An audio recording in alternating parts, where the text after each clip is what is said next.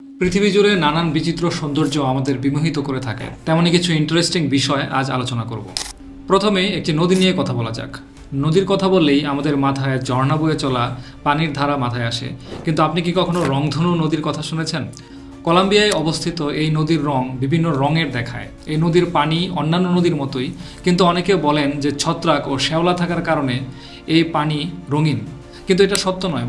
এবং সত্যটা হলো এই নদীর পানির নিচে এক ধরনের গাছ থাকে এবং বিভিন্ন আবহাওয়াতে এই নদীর রং পরিবর্তন হয়ে থাকে, কখনো লাল, কখনো সবুজ, আবার কখনো অন্য রঙের। সেজন্য আমরা এই নদীর পানি নানান রঙের দেখতে পাই। এমন আশ্চর্যজনক রঙিন হওয়ার জন্য ক্যানো ক্রিস্টালস নামের এই নদীটি বেশ বিখ্যাত। এবারে চলুন কথা বলা যাক একটি পাহাড় সম্পর্কে। মাউন্টেন পিলার নামের এই পাহাড়টি চীনের ন্যাশনাল পার্কে অবস্থিত। এই পাহাড়গুলো অন্যান্য পাহাড় থেকে অনেকটাই আলাদা। সাধারণত পাহাড়গুলো লম্বা এবং চওড়া হয়, কিন্তু এই পাহাড়গুলো লম্বা হলেও ততটা চওড়া নয়।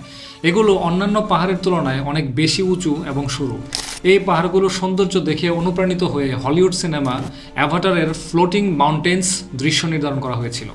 এই পাহাড়গুলোর কাছাকাছি যেতে একটি কেবল কার লাইন ব্যবহার করতে হয়, যা পৃথিবীর সবচেয়ে উঁচু এবং দীর্ঘ কেবল কার লাইনগুলোর মধ্যে একটি। সমগ্র বিশ্ব থেকে অসংখ্য পর্যটক এই পাহাড় দেখতে আসেন। তাদের মধ্যে অনেকেরই কেবল কারে ওঠার সাহস হয় না। আপনারা চাইলে এই অনন্য স্থানে ভ্রমণ করে আসতে পারেন। নদীর গল্প গেল, পাহাড়ের গল্প গেল, এবার আলাপ করবে এক বিশেষ ধরনের পাথর নিয়ে। পাথরের কথা বলে এমন অনেক পাথর রয়েছে যা আপনাকে অবাক করতে পারে, তবে কিছু পাথর রয়েছে যা কেবল অবাক করাই নয়, বিনোদনও দিতে সক্ষম। এমনই একটি উদাহরণ হলো পেনিসিলভেনিয়া রাজ্যের রিঙ্গিং রক্স পার্কে অবস্থিত বিশেষ পাথরগুলো। এই পাথরগুলোতে আঘাত করলে মিষ্টি সুরের মতো একটি ধ্বনি বের হয়, যা সত্যি বিস্ময়কর।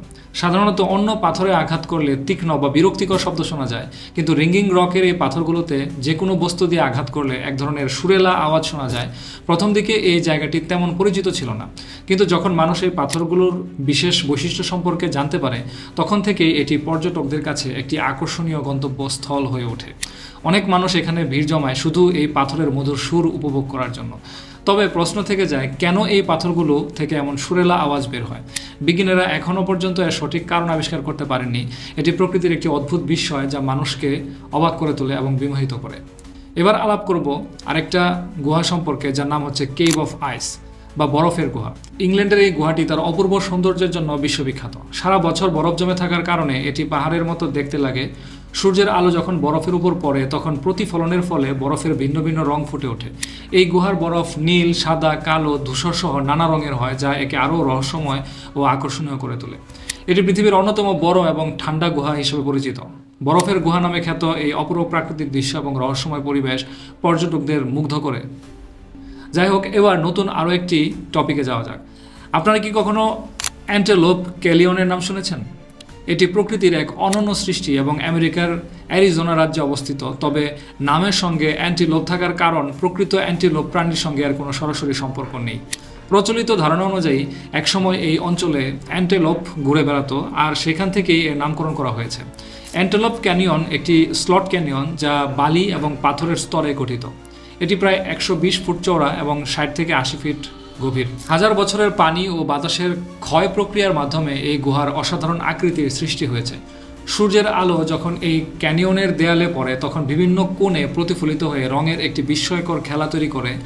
লাল, কমলা, গোলাপি এবং বেগুনি রঙের মেলবন্ধন এই স্থানটিকে স্বর্গীয় সৌন্দর্য প্রদান করে। এই জন্য এটাকে বলা হয় মিস্টিক্যাল অ্যান্টিলোপ ক্যানিয়ন। এবারে আরও একটি গুহা বা কেভ নিয়ে আলোচনা করব।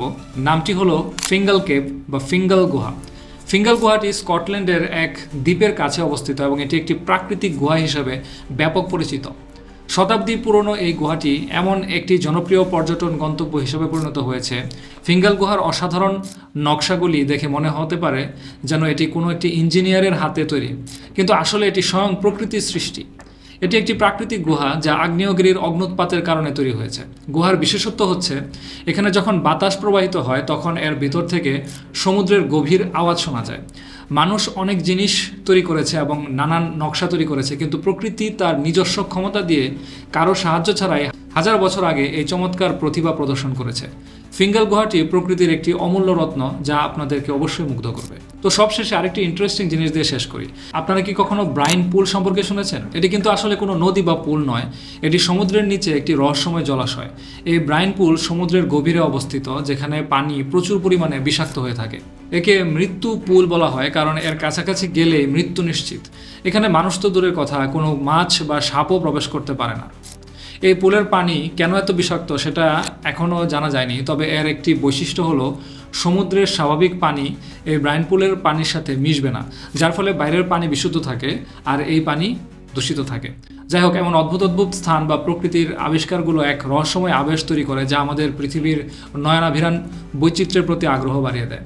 যাই হোক, আশা করি আজকের ভিডিওটি ভালো লেগেছে। ভালো লেগে থাকলে অবশ্যই লাইক করবেন, কমেন্ট করবেন, শেয়ার করবেন, চ্যানেলটি সাবস্ক্রাইব করে পাশে থাকবেন। পরবর্তী ভিডিও দেখার আমন্ত্রণ জানিয়ে আজকের মতো এখানে শেষ করছি। আল্লাহ হাফেজ।